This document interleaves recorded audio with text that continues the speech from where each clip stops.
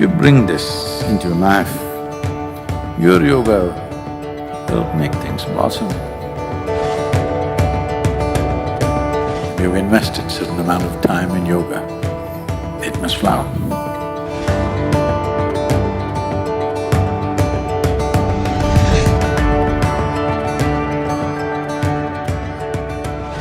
For me, this training, the way it is designed, not knowing what to expect on a day-to-day basis is really interesting, and also that it is an experiential process. I'm learning everything through my experience. It's more how I take the asanas or how I take these practices with me and how it deepens inside of me every day has been the growth that I was looking for. You see growth in yourself every day as you walk through this program.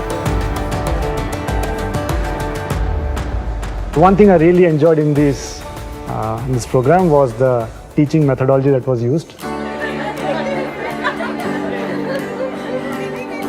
Getting that privilege to be inside the Adi Yogi Alayam, it has a very distinct energy to it. The kind of focus that comes within me when I'm inside the Alayam is something that has stood out for me. So because of that, the asanas are happening way better now. Training is very intense right from the start, but every day there's a new thing that you learn. I can see a huge change in myself being here. The way that I use my language has changed. Like, I find I can speak more clearly. Just my experience of the practices, they've just become much more intense, but also like there's an awareness there. It's very interesting how that changes the way I interact in other aspects of my life, but it's just created a sense of focus and clarity, I suppose, that I never had before. I just feel blessed to have been able to experience a program of this nature. Every aspect of the program is designed in a way to make you break your limitations. I really appreciate how much the extent to which the teachers go to really help the trainees become better versions of themselves. I just have so much gratitude towards all the volunteers. It's the way the sadhana, doing it twice a day, every day, has changed me at emotional level, psychological level. That's been a phenomenal journey, because even though it's something we're doing with the body, now after four and a half months, I can see how it's changed my mind. So when I will look back at these 4 or 5 months, I just think of it as a laboratory for self-transformation. And you fundamentally have to change as a person, as who you are, to become an Isha Hatha Yoga teacher.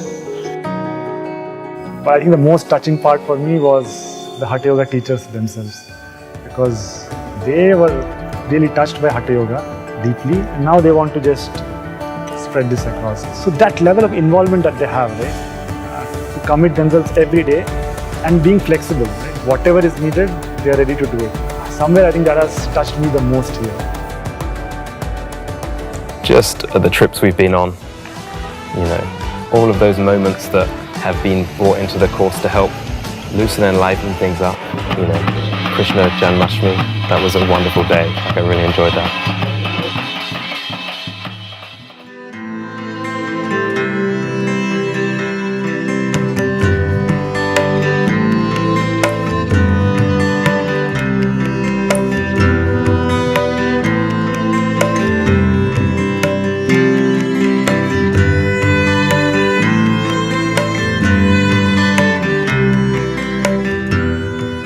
So what is so fantastic about yoga?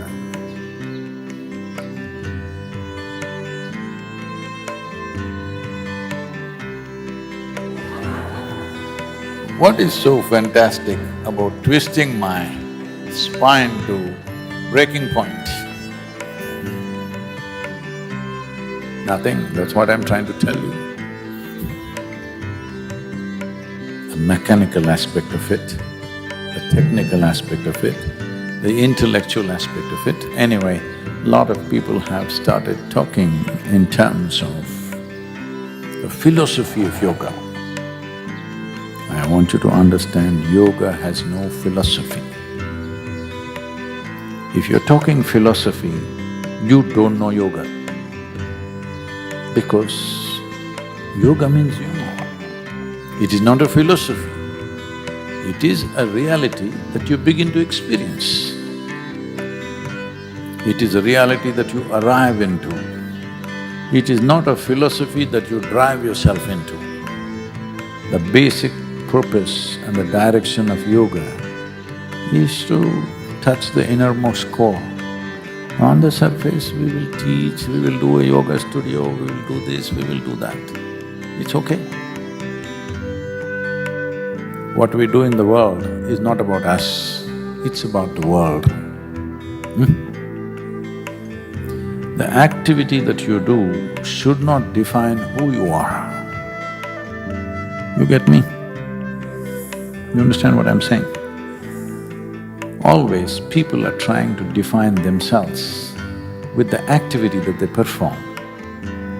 He's a doctor. How did he become a doctor? Because he's treating people. This is a yogi or a yoga teacher. How? Because he's teaching yoga, he becomes a yoga teacher. Anything and everything, whatever. If you do some activity for a period of time, they say you are that. Let them say whatever.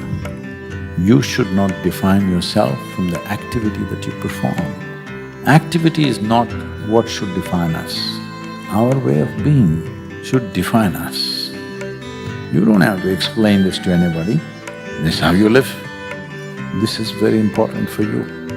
You must establish your way of being in such a way that activity is peripheral. Activity is about the world, never about myself. This is why you must use the sadhana to establish your way of being. If that one thing is done, action we will do as it's needed in the world. Some will bear fruit, some may not bear fruit. Doesn't matter, because anyway it's not about you, what does it matter?